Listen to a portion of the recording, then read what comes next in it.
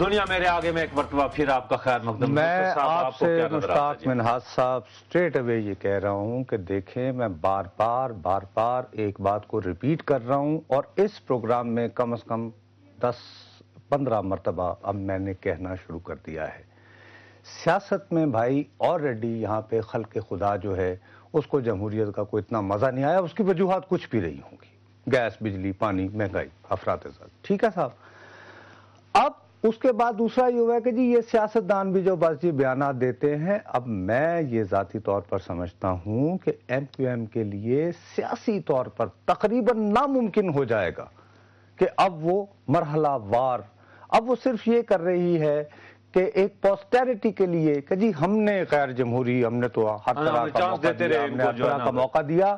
اور میں جس دن ڈاکٹر ذوالفقار مرزا کا بیان آیا، آپ کو یاد ہوگا، پھر ہم نے شرمیلا فاروقی کو لیا تھا، میں نے کہا یار ان کا ٹون اینڈ ٹینر بتا رہا ہے کہ اس دفعہ پیپلز پارٹی جو ہے. اور ابھی جو میں نے بکارا صاحب کو بھی یہ کہا کہ یار آپ کا تو وہ لگ رہا ہے کہ میں نے مرندہ شوق بھی سی، تو مجھے نہیں محسوس ہو رہا کہ کسی بھی طرح ایم کیو ایم کے لیے اب واپسی ممکن. اچھا، بالکل اسی بات کے اوپر کہ کیا دیکھیں ایک پرسیپشن یہ بن رہا ہے کہ ایم کیو ایم نے بھی اب اسٹیبلشمنٹ کی سیاست کرنا شروع کی ہے.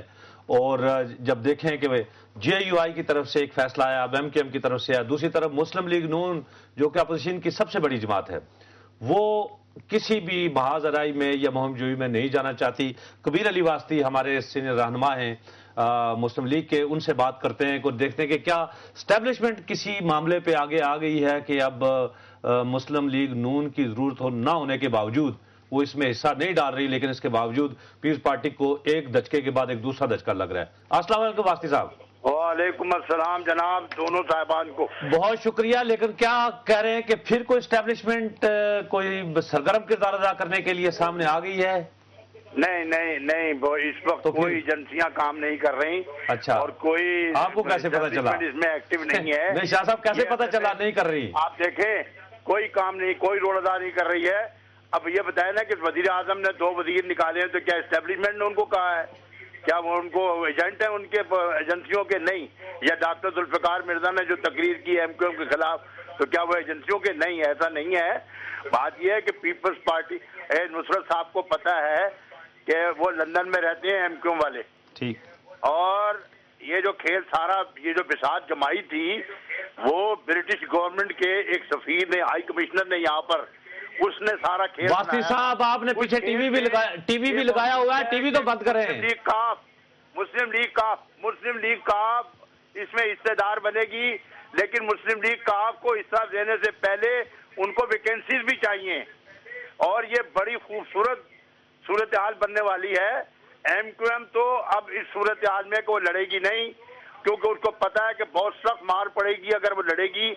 وہ سندھ کی حد تک بھی مطمئن ہو جائے گی کہ اگر سندھ میں بھی وہ گورنمنٹ میں شامل رہتی ہے اور گورنر ان کا رہتا ہے، اور اگر ان کو بلدیات کے انتخابات میں کوئی حصہ ملتا ہے. لیکن اب یہ اصل چیز ہے، وہ نصرت صاحب کو پتا ہے، مونس کو بڑا کریڈیبل بنانے کی کوشش کی جائے گی.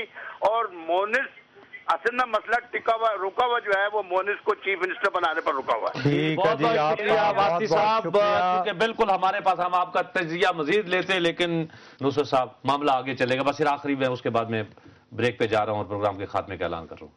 میں یہ کہہ رہا ہوں واپس آئیں گے یا نہیں آئیں گے؟ چھوڑے گا، بہت مشکل ہو جائے. چلیے، بہت مشکل. ورنہ یہ ہوگا کہ جو سیاستدانوں کی جو تھوڑی بہت کریڈیبلٹی بھی ہے نا، یہی تو ہوتا ہے. میں تمہیں بتاتا ہوں، ملک کے قومی ترمفاد میں یہ کریڈیبلٹی ٹھیک نہیں، وہ لوگ جو ہے نا وہ جلے ہوئے ہیں. چلے شاید پھر آگے اور ناظرین اب آپ سے چاہیں گے اجازت، لیکن جانے سے پہلے ہمارا ای میل ایڈریس dma@duniatv.tv.